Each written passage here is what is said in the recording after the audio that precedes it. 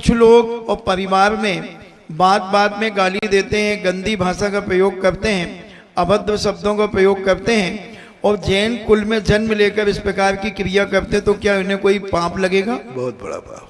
पाप होता है मन से, वचन से और काय से, तीनों से पाप होता है। जैनियों में एक सबसे बड़ी गंदी आदत है, वे काय से पाप कम करते हैं।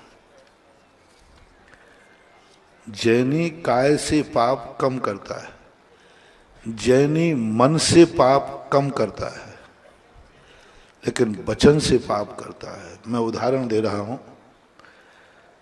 आपने अपने बेटे को गुस्से में गाली दी बहन की, गुस्से में दे देते हो। अब बेटे की बहन तुम्हारी कौन हुई? बेटी हुई।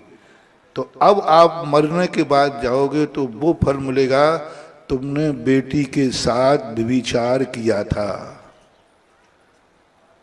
तुम क्या कहोगे?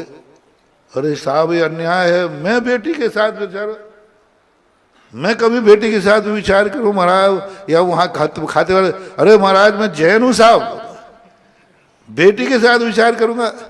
तो फिर वहां टेप रिकॉर्ड सुनाया जाएगा, मन से तो नहीं किया था, काय से तो नहीं किया था, एक दिन बेटे को गुस्से में वचन से बहन की गाली दे देती। अब दूसरा, आपके मियाँ बीवी झगड़ा हुआ, आपने अपनी पत्नी को माँ की गाली दे दी। थोड़ा शेयर करना, कभी कभी माँ की गाली दे दी। अब तुम्हारी पत्नी की माँ कौन है? तुम्हारी सासू माँ। भारत में उसको भी क्या कहा? माँ। अब आपके खाते में लिखा रहेगा आपने सासू के साथ व्यभिचार किया है। अब तुम कहो मुझे सासू को तो मैं माँ कहता था, माँ जी कहता था।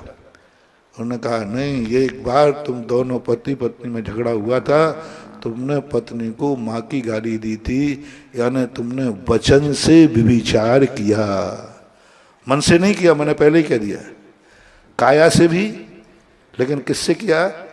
और पाप कितनों से होता है? मन से, वचन से, काय से। अब ये पाप जैनियों से हो रहे हैं कि नहीं?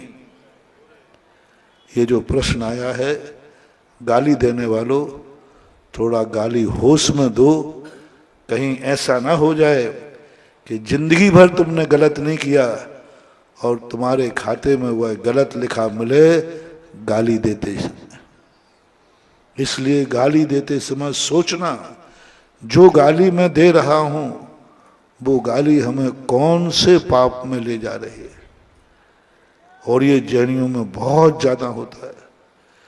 घर में लोग घर वालों को सबसे ज्यादा गालियां देते हैं, और छोटी मोटी गाली नहीं, गंदी से, इससे बचना चाहिए। बहुत बड़ा दोष है, क्योंकि वचनकृत दोष माना जाता है।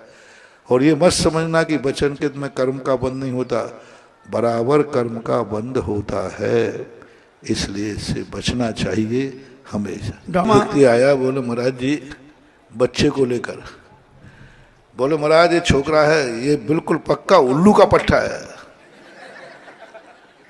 ऐसे बोलते आप लोग, उल्लू का पट्टा।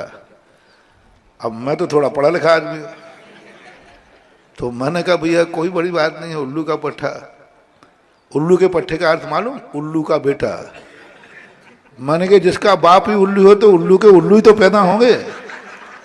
बोले महाराज आप तो ऐसा कहना। मैंने कहा भाई देखो मैं अर्थ बता रहा हूं, उल्लू का पट्टा का अर्थ है उल्लू का बेटा। जब बाप उल्लू है तो अब बोलो कितनी बड़ी भूल है।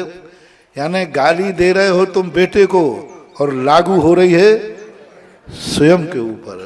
तो होश में बोला करो थोड़ा।